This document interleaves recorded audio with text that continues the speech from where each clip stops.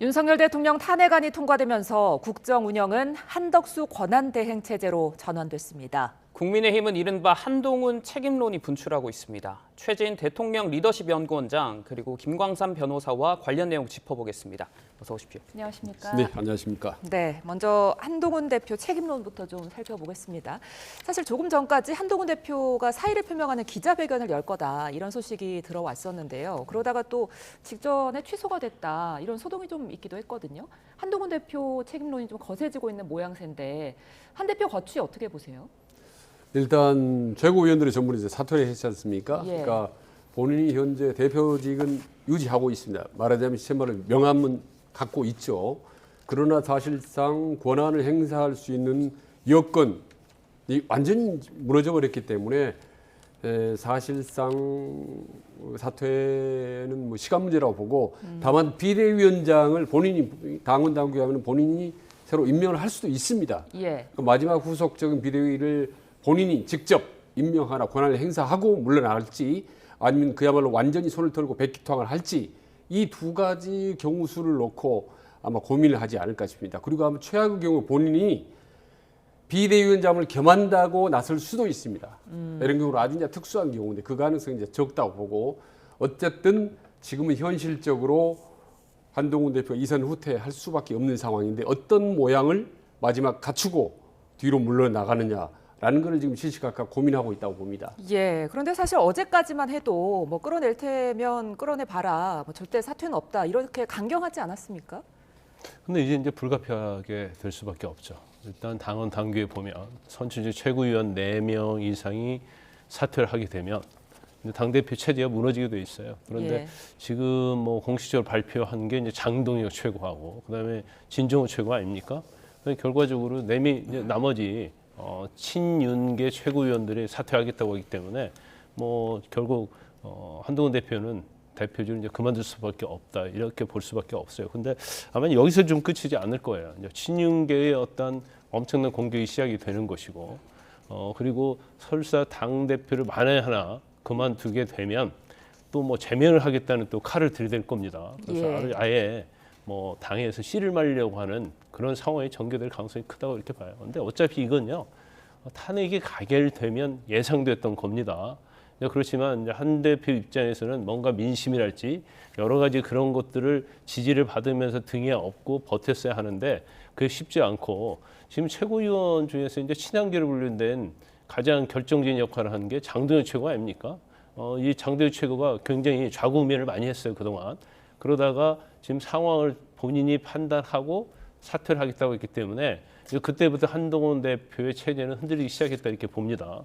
그런데 이제 결과적으로 불가피하게 흔들릴 거예요. 그런데 지금 당헌 당규에 보면 아까 우리 말씀하신 대로 이제 당 비상대책위원장은 한동훈 대표가 지명은 할 수 있지만 이게 아마 전국위원회에서 이게 추인을 받아야 할 거예요. 그런데 그건 쉽지 않다 이렇게 봅니다.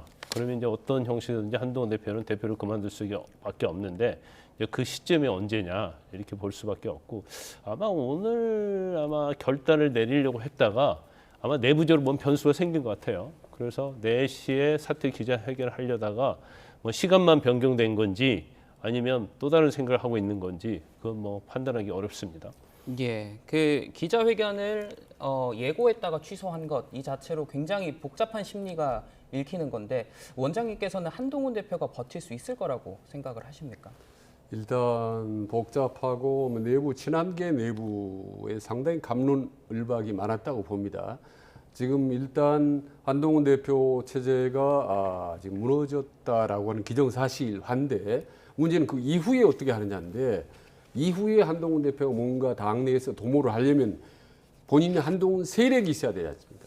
근데 그동안에 보면은 보통 친한계 하면 20여 명 정도였고 이번에 탄핵 표결 결과 보면은 탄핵 찬성이 이제 12명인데 거기에 무효표, 기권표까지 합한 23명이죠.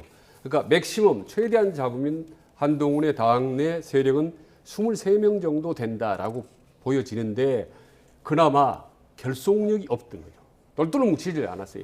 더구나 이번에 탄핵 직후에 본인이 믿고 의지했던 장동혁, 그다음에 또 누구였죠? 또 한 명 이제 진정호. 예, 진정호 최고위원이 아주 신속하게 사퇴를 해버린 바람에 순식간에 무너져 버린 거죠. 그러니까 지금 한동훈 대표가 당 대표직을 며칠 더 유지하든지 아니면 뭐 조만간 더 버티든지 하든지 간에 어쨌든 당내 세력이 너무 취약하다, 결속력이 약하다는 점에서 한동훈 대표 이제 고민이 많을 것 같습니다. 예. 나경원 의원은 한 대표를 용병으로까지 칭하던데 이번 사태에 있어서 한 대표의 책임은 어디까지 있다고 봐야 될까요? 일단 뭐 국민의힘 내부에서는요. 이제 한동훈 흔들기에 가장 앞장선 사람들이 이제 친윤계라고 볼 수 있고, 예.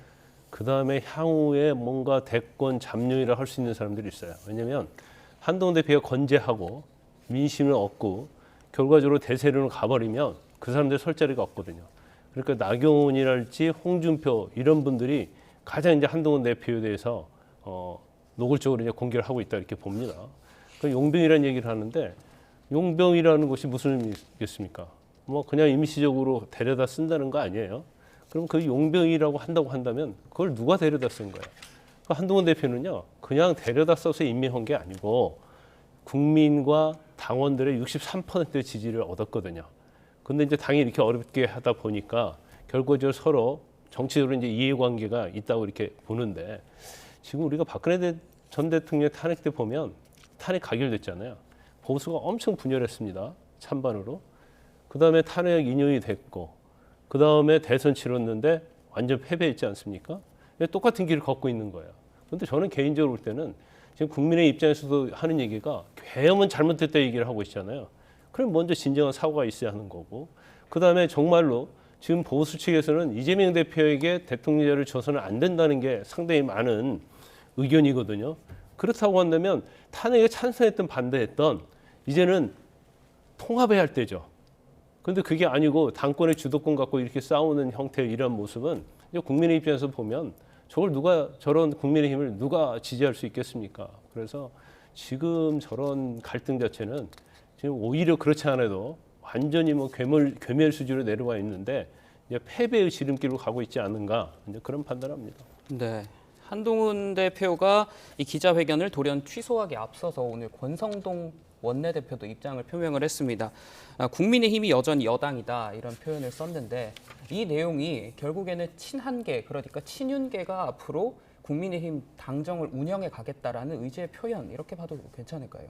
네, 그렇습니다. 그리고 조금 전에 김광삼 변호사님 말씀이 이제 거의 전적으로 이제 동의합니다. 사실 지금 어떻게 보면 이 계엄 사태와 탄핵 정국을 촉발한 윤석열 대통령 그동안에 2년 반 동안 떠받들어 왔던 세력이 바로 친윤계 아니겠습니까?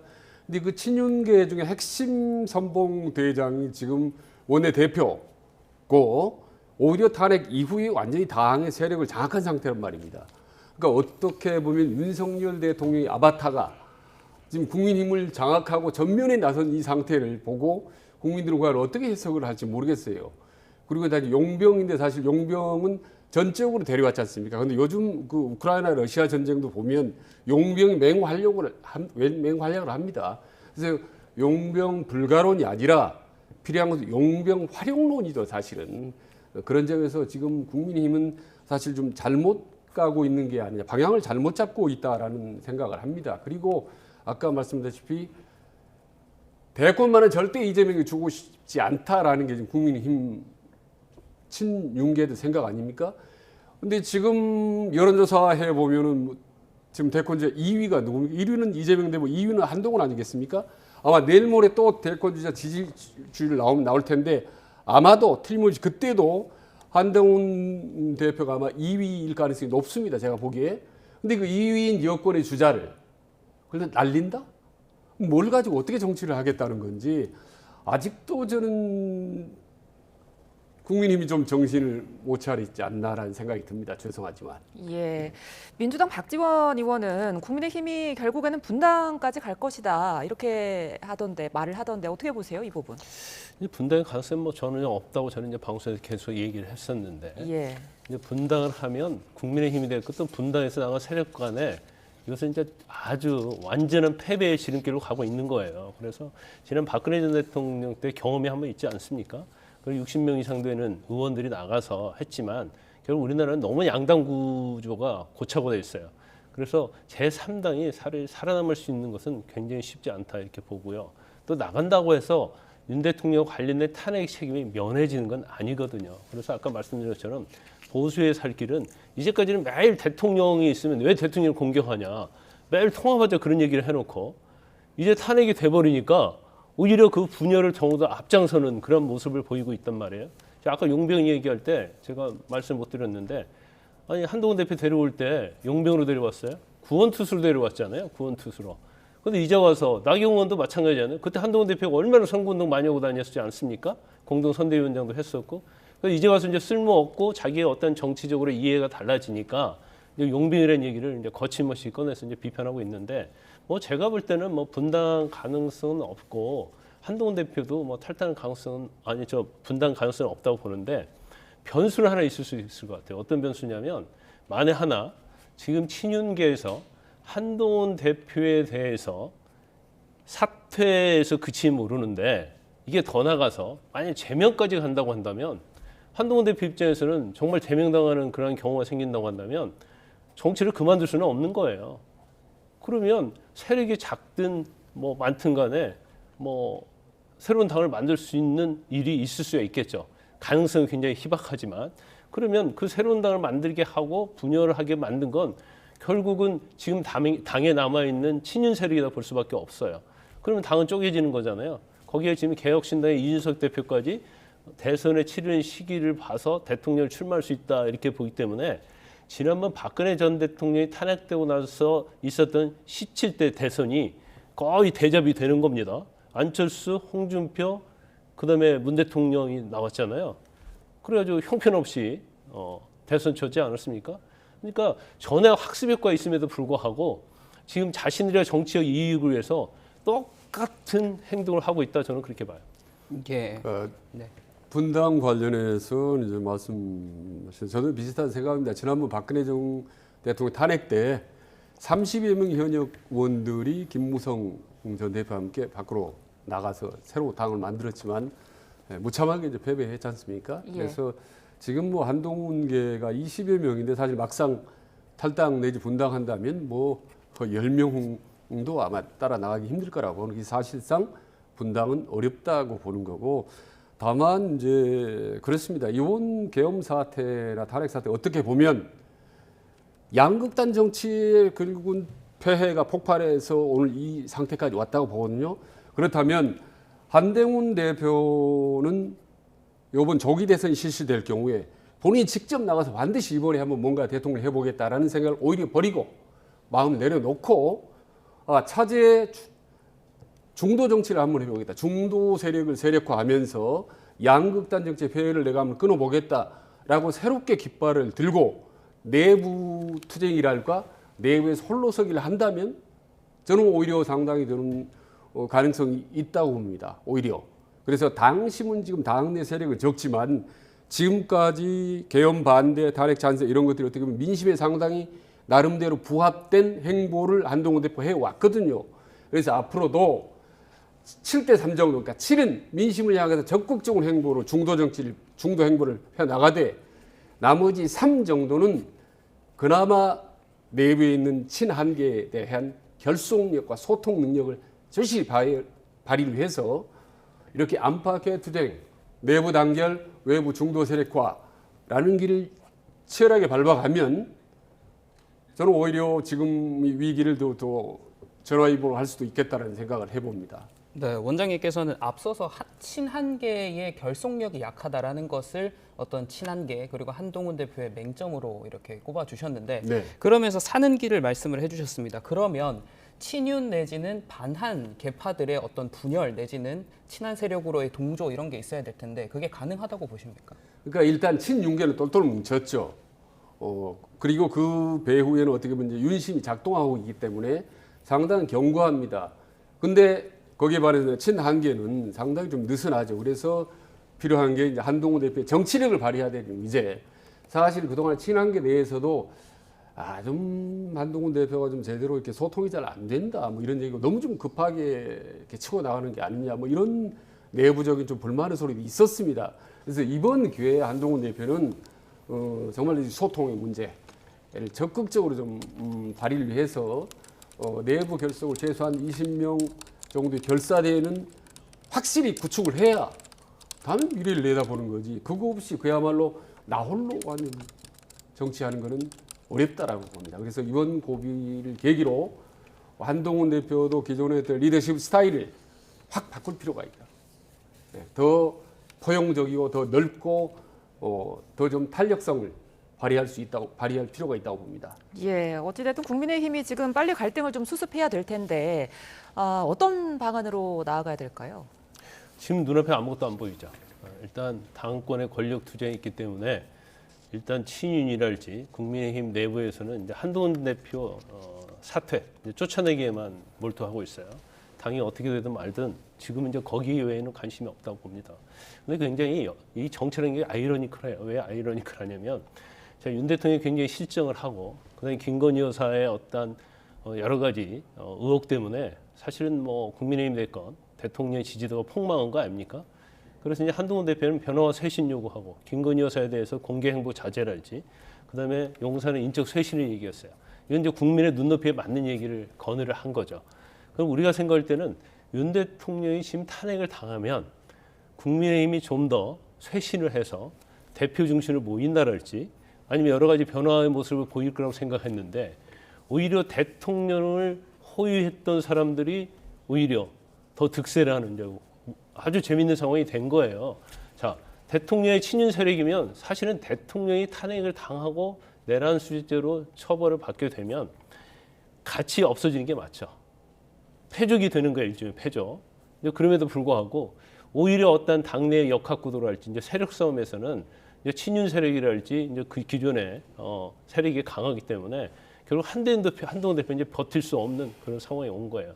그러면 앞으로 지금 국민의힘 내부에서도 마찬가지고 앞으로 탄핵이랄지 이제 이런 것들을 과연 바른 말을 할 수 있는 사람이 누가 있는가? 그래서 제가 아까 말한 것처럼 이제는 찬성 반대를 떠나서 같이 모이자는 얘기 자체가 그래도 지금 국민의힘 내부에서 정말 잘못된 게 나왔을 때 그걸 지적할 수 있는 많지라도 조그마한 세력이라도 있어야 하는 거 아닙니까? 그래야 당이 굉장히 건전하게 발전할 수 있는 거예요. 근데 그것마저도 용서 못하고 쫓아내고 제명을 하고 한다고 한다면 뭐 지금 여당인 국민의힘에 무슨 비전이 있겠습니까? 예. 그러면 민주당과 한덕수 대행의 이야기로 좀 넘어가 볼 텐데 오늘 민주당 이재명 대표가 국회에서 한동훈 대행에 대한 탄핵 절차를 밟지 않겠다. 우선 이렇게 한덕수 대행에 대한 절차를 밟지 않겠다라고 했는데 어떻게 원장님께서 평가를 하십니까? 일단 적기에 상당히 긍정적인 메시지를 내놓았다라고 저는 평가를 합니다. 지금 국민들 입장에서는 내부에서는 야, 이제 한덕수도 탄핵하는 거 아니냐 이런 그러면 결국 뭐 조상목 부총리가 대행을 하게 되는 사태가 오지 않은 이런 설왕설래가 상당히 있었는데 그 부분에 대한 의구심을 확실히 끊었지 않습니까? 그래서 한덕수 권한대행을 체제를 가겠다, 탄핵을 하지 않겠다. 그리고 사실상 여야 정 이렇게 함께 전국을 꾸려가겠다라고 다분히 뭐라고 할까 좀 수권 정당다운 면모를 보이는 그런 또 담화를 다 가졌거든요. 일단 그 자체는 긍정적으로 봅니다. 다만 과연 이재명 한덕수 이렇게 투톱이 매끄럽게 갈 수만 있을까? 왜냐하면 당장 김건희 특검이 거부권의 문제가 걸려 있기 때문에 이런 부분을 과연 한덕수 대행이 어떻게 이걸 넘어갈 수 있을까라는 중요한 또 고비가 있죠. 이게 아주 중대한 고비라고 봅니다. 저는 김건희 여사의 탄핵 거부권을 행사하느냐 마느냐가 지금까지 법적으로 한다면 한덕수 총리가 대행이 거부권을 행사할 수도 있습니다. 근데 한 번도 그런 적이 없습니다. 우리 헌법학회 내에서도 할 수는 있지만 하지 않는 게 낫다. 거부권 같이 고도의 정치행위, 고도의 통치행위는 대통령 권한대행이 하서는 안 된다라는 게 현재로는 다수설이기 때문에 아마 거부권 행사는 하지는 않을 거로 저는 개인적으로는 전망을 합니다. 예, 이 대표가 한대행과 전화 통화를 하면서 거부권을 좀 행사하지 말라는 의미로 이야기를 한 것 같아요. 그런데 이재명 대표 입장은 시간이 없어요. 한덕수 총리가 어떤 태도를 취하느냐에 따라서 이 탄핵 자체의 시간이 늘어질 수도 있고 빨리 갈 수도 있습니다. 그러면 단순히 권한 대행이지만 사실은 이재명 대표의 사법 리스크와 관련해서 키를 주고 있는 것이 한덕수 총리 이렇게 볼 수 있어요. 그래서 뭐 원론적으로 얘기하면 여야적 협의체를 만드는 것은 이 비상시국에는 원래는 당연한 거예요. 당연해서 여당은 다수를 갖고 있지 않습니까? 그래서 대통령이 고려된 이 상황에서는 사실은 협의를 해서 잘 이끌어가는 게 중요하죠. 그런데 한덕수 총리 탄핵하겠다고 엄청나게 또 강하게 밀어붙였잖아요. 그런데 그건 첫 번째는 역풍을 맞을 가능성이 크다. 대통령까지 유고돼 있는데 총리까지 또 탄핵을 하게 되면 그다음에 또 최상목 부총리가 또 맡아야 하는 거고 또 최상목 부총리가 만약에 잘못하면 또 탄핵을 하게 되면 이건 사실은 지금은 국정을 생각하고 국가와 국민을 생각한다면 있을 수 없는 일이에요. 그래서 아마 굉장히 고심했다가 탄핵은 하지 않기로 그런 결정을 내린 것 같고 이제 두 번째는 제가 아까 말씀드린 것 똑같죠. 물론 특검이랄지 상설특검이랄지 이런 거부권과 관련해서 권한을 쥐고 있는 것은 한덕수 총리단 말이에요. 예. 전에 박근혜 전 대통령 때인가요? 아니 고건 총리가 권한 대행할 때 그때 사면권이랄지 일부에서 거부권 행사하는 전례가 있어요. 근데 이제 거부권 행사를 선출된 권력이 아닌 과연 총리가 행사하는 게 맞느냐 이 부분에도 논란이 있는데 중요한 건 이제 그런 거죠. 지금 헌법재판소가 완전체로 가야 하거든요. 지금 6명밖에 안 되잖아요. 그러면 국회에서 지금 3명 추천한단 말이에요. 이걸 만약에 한덕수 총리가 시간을 끝나랄지 임명을 안 하게 되면 헌법재판소에서 탄핵의 심리에 상당히 지장이 있을 수 있어요. 그러면 이재명 대표 입장에서는 빨리 탄핵 결과가 나와야 하는데 그 결과가 나오지 않고 계속 지연이 되면 본인의 사법 리스크와 관련된 재판 선고도 계속 진행이 되는 거단 말이에요. 그런 위험성이 있기 때문에 제가 볼 때는 양면 유화 제스처를 치면서 약간의 또 강면을 취하는 그런 정치적인 어떤 전략적인 태도로 가고 있다 이렇게 봅니다. 네, 조금 전 들어온 속보부터 우선 전해드리겠습니다.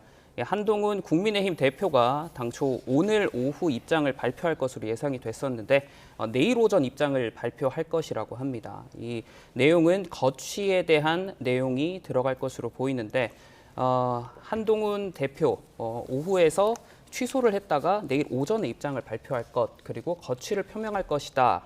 뭐 이렇게 입장이 나왔는데 원장님께서는 이 거취가 곧 사퇴일 것이다 이렇게 좀 판단을 하십니까? 일단 그 가능성이 크다고 봅니다. 오늘 발표하려던 입장이 내일 함으로써 내용적으로 크게 달라질 건 없다고 봅니다. 저는 물론 한 이후에 어떻게 할 것인지 말하자면 비대위 구성에 대한 고민이 막판 했을 거라고 하는데 지금 계속 본인이 어떻게 버틴다는 표현은 뭐하지만 계속 당 대표직을 유지하기에는 여러 가지 한계가 있기 때문에 일단은 저는 그만둘 가능성이 높다고 이제 봅니다. 그런데 저는 조금 전에 이제 말씀드린 이 민주당 뭐 얘기를 했지 않습니까? 예. 근데 사실 이재명 대표의 전략은 정말 심플하죠. 아까 말씀하셨다시피 속전속결입니다.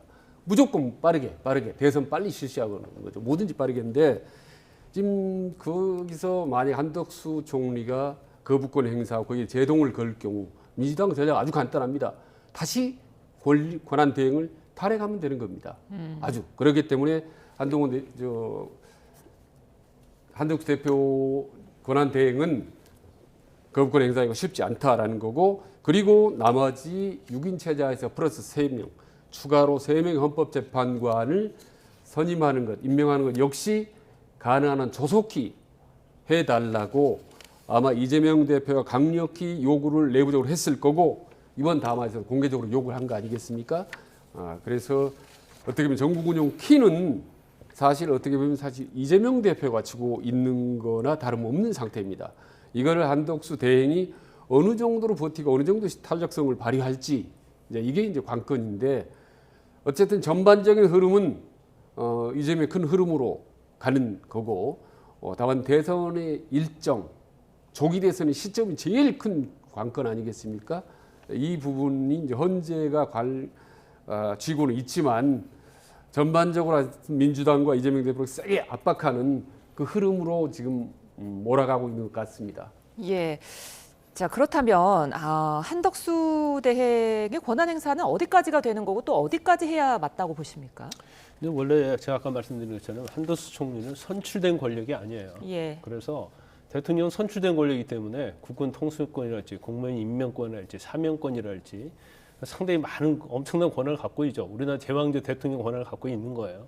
한동훈 총리는 이제 총리로서 권한대행이기 때문에 현상 유지적 권한을 행사하는 범위 내에서 그쳐야 돼요. 근데 이게 현상 유지라는 개념 자체가 사실은 애매모호하거든요. 그럼 어디까지 현상 유지적이고 어디까지가 현상 유지적이 아니냐 이런 분이 있어요. 그래서 이제 헌법재판관에 예를 들자고 한다면 대통령이 단독으로 임명하는 헌법재판관이라면 모르겠지만 이건 국회에서 임명을 해서 대통령이 형식적으로 임명하는 거잖아요. 이런 권한 대행의 역할은 사실은 현상 유지적이다 이렇게 볼 수 있습니다. 그리고 우리가 일반적으로 어떤 관례에서 행해지는 공무원 임명한다랄지 면직하는 것 그런 것들을 해야죠. 그렇지 않으면 국가가 마비되지 않습니까? 예. 그리고 제일 중요한 것 중 하나는 이제 국군 통수권인데 국군 통수권도 당연히 행사해야 하는 겁니다. 그런데 어떤 새로운 정책이랄지 아니면 외교 정책이랄지 이런 거에서 새로운 정책을 할 수는 없어요. 기존의 어떤 틀을 유지하는 차원에서 권한을 행사할 수 있겠죠. 그리고 만약 여기에 한 발 더 나가서 뭔가 좀 너무나 적극적으로 권한 행사를 하면 여당이든 야당이든 굉장히 그것에서 비판하고 제동을 걸려고 할 거예요. 또 한덕수 총리 스타일이 또 그렇게 아주 적극적인 스타일은 아니거든요. 그런데 우리가 눈여겨봐야 할 대목은 딱 두 가지예요. 하나는 김건희 여사 특검법이랄지 이런 거에 대해서 과연 어떻게 할 것인지, 그다음에 헌법재판관에 대해서 어떻게 할 것인지. 예, 말씀 나누는 도중에 국정을 대신 운영하게 된 한덕수 대통령 권한대행이 우원식 국회의장을 국회에서 예방합니다. 현장으로 지금 함께 가보겠습니다. 아주 중요한 국면에서 대통령 직무대행이라는 큰 책임을 맡으셨습니다. 정말 국민들에게 정말 잘해야 되는 국면인데 하여튼 이번이 대통령에 대한 탄핵 소추가 3번째인데 탄핵이라고 하는 것이 국가적으로 보면 참 좋은 일이 아니죠. 근데 국민의 뜻이 모인 일이고 국가적인 불행을 국민이 바로잡는 그런 일이기 때문에 이제부터 상황을 잘 수습하고 국정을 안정시키는 일, 그것이 무엇보다 중요하다 이렇게 생각합니다. 그런 점에서 국정 운영의 대원칙은 국정의 중심은 국민이다라고 하는 대원칙을 제대로 확립시키는 그런 과정이 돼야 될 것 같습니다. 저도 어제 그런 얘기를 했습니다만 앞으로 국정 운영은 대외 신인도를 회복하고 민생 경제를 복원하는 일, 그것을 중심에다 놓고 일을 해야 된다 이런 생각을 가지고 있고요. 그러자면 경제, 외교, 국방 이런 부분에서 모든 면에서 대내외적인 불안을 해소하고 또 우려를 빠르게 해소해서 제자리로 올 수 있도록 그렇게 함께 노력을 해야 된다고 생각합니다. 그런 점에서 정부, 국회가 함께 협력하고 합심해서 이 위기를 극복해 가야 된다 이런 생각이고요. 국회의장도 우리 경제와 안보의 불확실성을 해소하기 위해서 적극적으로 협력할 생각입니다. 민생 부분은 더욱 각별하죠.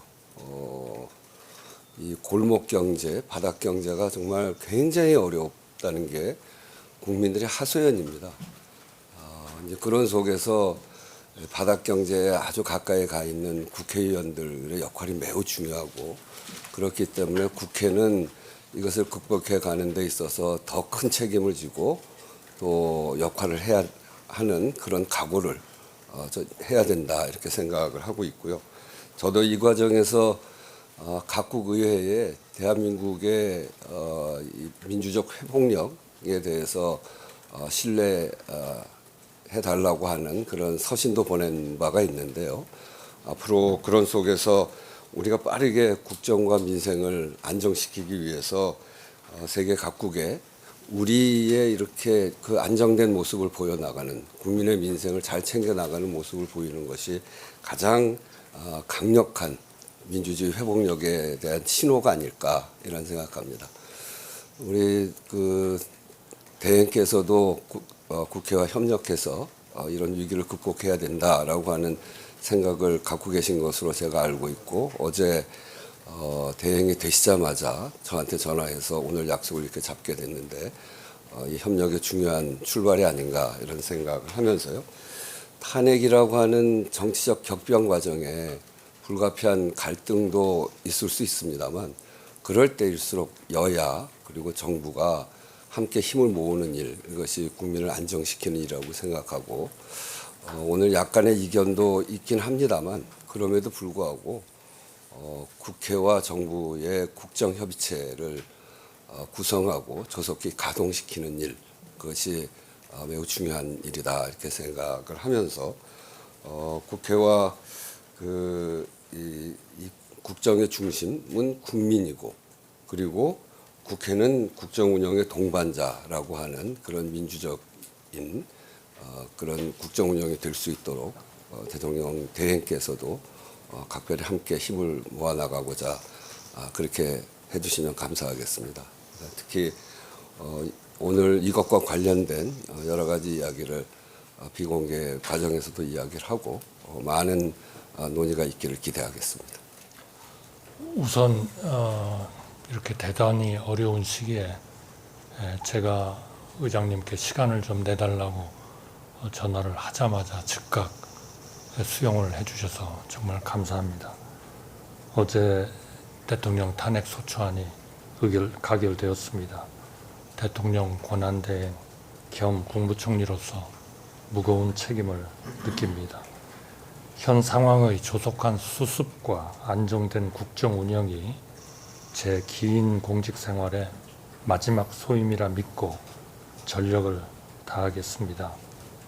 지금부터 가장 중요한 것은 국가의 안위와 국민의 일상이 한치의 흔들림 없이 유지되도록 하는 것입니다. 정부는 한미일, 그리고 많은 우방국들과 신뢰를 유지하고 안보 태세를 굳건히 하고 외교, 경제, 또 의장님께서 방금 강조해 주신 민생, 특히 어려운 분들의 민생, 치안 등 국정의 모든 분야가 원활하게 작동하도록 혼신의 힘을 다하고 있습니다. 제가 방금 의장님 방문하기 전에도 국무위원들끼리 모두 모여서 현재의 상황을 점검을 하고 왔습니다. 이 과정에서 정부가 하는 모든 판단과 실행은 헌법과 법률에 따른 것이어야 하며 우리가 사랑하는 대한민국의 미래를 위한 것이어야 한다고 생각합니다. 정부는 오로지 국민만 바라보며 위기 극복에 최선을 다하겠습니다. 정부의 모든 판단 기준을 헌법과 법률, 국가의 미래에 두겠습니다. 정부는 이를 위해 방금 의장님께서 강조해 주신 바와 같이 국회와 긴밀히 협력하고 소통하겠습니다. 나라와 국민을 생각하는 마음은 의장님과 여야가 모두 다르지 않다고 생각합니다. 정부는 경청과 겸손으로 이견을 좁혀 나가도록 노력하겠습니다. 평소에 존경하는 우원식 국회의장님은 우리나라 민주화에 큰 공헌을 하신 분이고 헌정 질서에 대하여 굳건한 신념을 가진 분으로 알고 항상 존경하고 있습니다.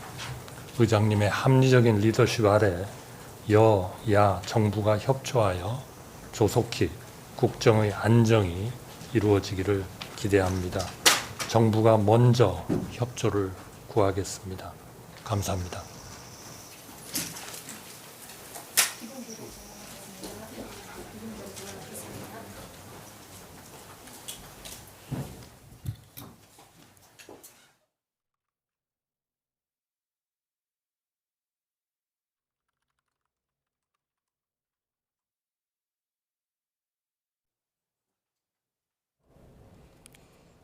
네, 한덕수 대통령 권한대행이 국정 안정화 논의를 위해서 우원식 국회의장을 예방한 현장 보셨습니다. 우 의장은 정부와 국회가 함께 협력해서 위기를 극복해야 한다. 그리고 국정 안정이 가장 중요하고 대외 신인도 회복 그리고 민생 경제 복원을 중심에 두자고 말했는데요. 잠시 화면이 고르지 못했던 점 시청자 여러분의 양해 부탁드립니다.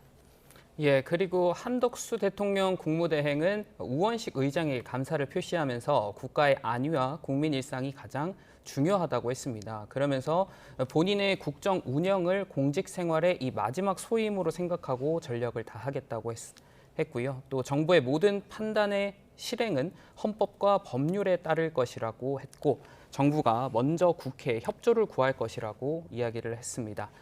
근데 이 관련 내용을 토대로 다시 좀 질문을 이어가 보겠습니다. 한덕수 대통령 직무대행의 이야기를 들어보면 헌법과 법률을 2회 강조를 했습니다. 결국 이것이 앞으로 어떤 실행으로 이어질 것이라고 좀 판단하십니까?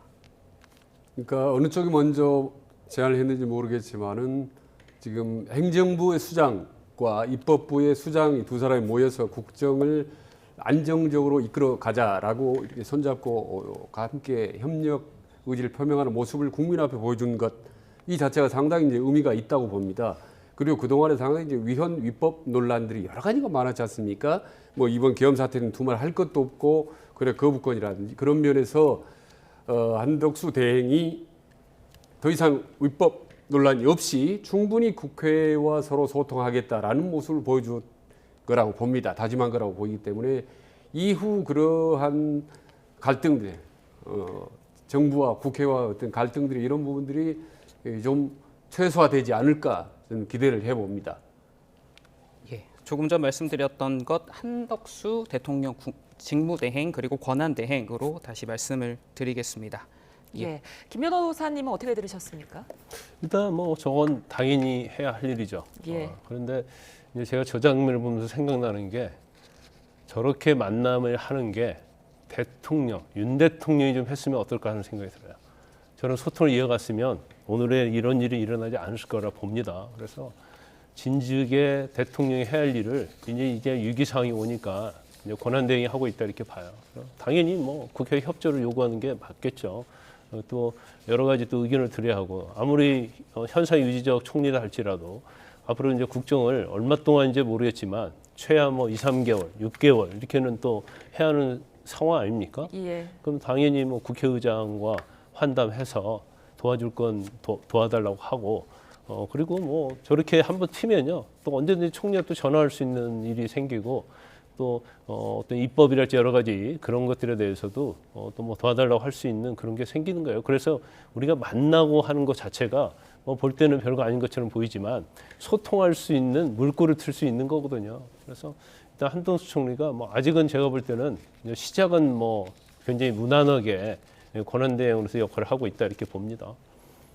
예, 그리고 이재명 대표가 오늘 오전에 이 여당에 대한 평가를 했어요. 이제 여당은 없다라고 이렇게 발언을 이재명 대표가 하기도 했고 또 반면에 권성동 원내대표는 국민의힘이 여전히 여당이다라고 하면서 이 두 사람 간에 이제 입장 차가 있었고 말에 이 다툼이 있었는데 이 한덕수 권한대행에 대한 어쩌면 본인들에게 일종의 포섭 내지는 더 유리하게 끌고 가기 위한 이런 단어 선택들이었다 이렇게도 볼 수 있을까요?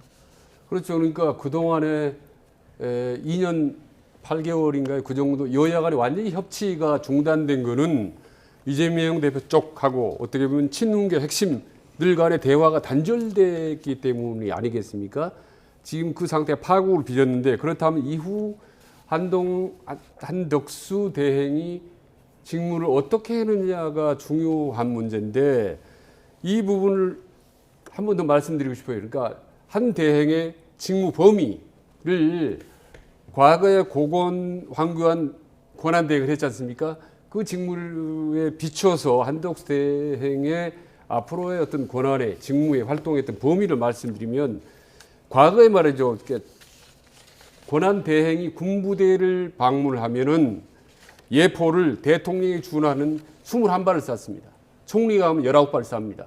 그러니까 겉으로 의전상으로는 충분히 대통령이 준하는 예우를 해주지만 내부적으로 하면 권한의 업무는 상당히 좀 딱 정확히 경계선이 나눠져 있어요. 과거 예를 들면 한덕수 권한대행이 할 수 있는 것은 제외 공관장 인사나 차관급 인사 이런 통상적인 업무 그리고 최대한 할 수 있는 게 헌법재판관 임명 정도는 할 수 있습니다. 그러나 과거에 관료로 볼 때 할 수 없는 일이 군 통수권이라든지 청문회, 국회 청문회가 필요한 장관 인사 이거 못했습니다. 그리고 정상회담 같은 고도의 동추회의 이런 거 일절 못했거든요. 예.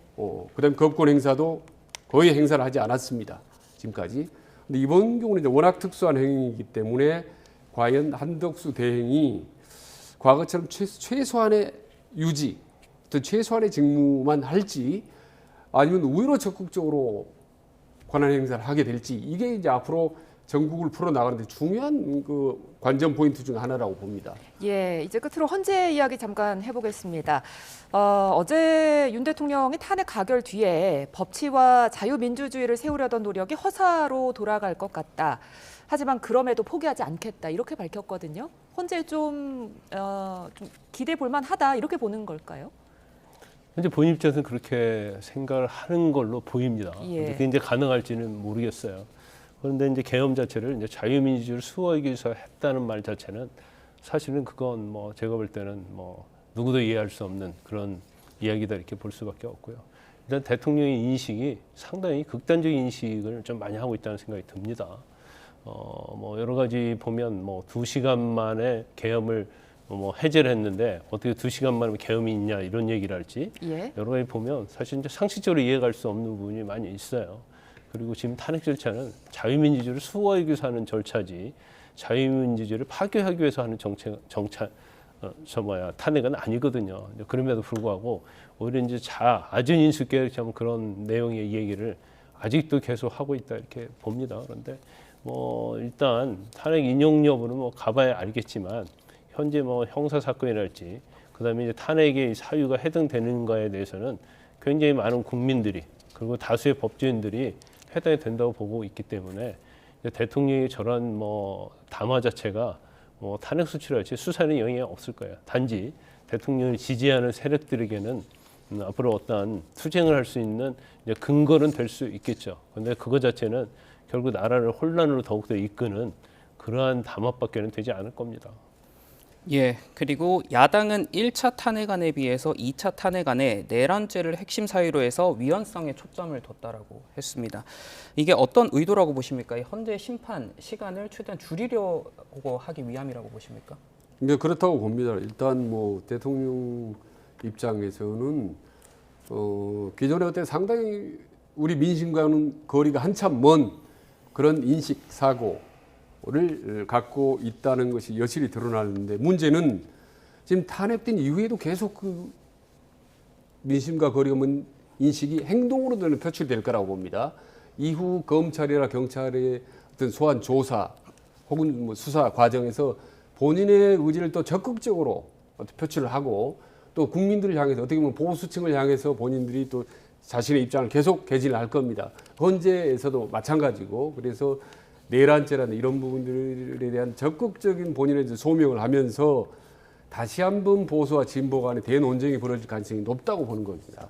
그런 점에서 이제 본인 헌재 탄핵을 통해서 스스로 헌재에 가면은 시간을 그나마 최대한 끌 수가 있다. 자진 사퇴하면 바로 그냥 끝나지 않습니까? 그리고 2개월 후에 대선을 치르지만 이 헌재에 갈 경우는 본인이 여러 가지 뭐 내란죄라든지 계엄의 어떤 당위성 이런 부분들을 법적으로 적극적으로 대응을 하면 잘만 하면 뭐 과거에 비춰서 3개월, 4개월 끌 수 있고 최대 4개월, 6개월까지도 끌을 수 있다라고 보는 거고 더구나 만약에 잘만 하면 헌법재판관 6명 외에 3명이 추가로 된 사람들이 본인에게도 유리한 사람이 될 수도 있고 그래서 잘만 투쟁하면 최종적으로 헌법재판소에서 탄핵이 기각될 수도 있다라는 그런 상당히 좀 뭐랄까 지금 착각이랄까 뭐 그런 기대를 갖고 앞으로 투쟁을 할 거기 때문에 탄핵을 계기로 상황이 끝난 게 아니라 앞으로 더 복잡한 상황들이 전개될 것 같다라는 좀 불길한 생각이 좀 듭니다. 예, 최장 180일 헌재 시간 앞으로 기다려 보겠습니다. 지금까지 최진 대통령 리더십 연구원장 김광삼 변호사와 함께했습니다. 오늘 말씀 고맙습니다. 네, 고맙습니다.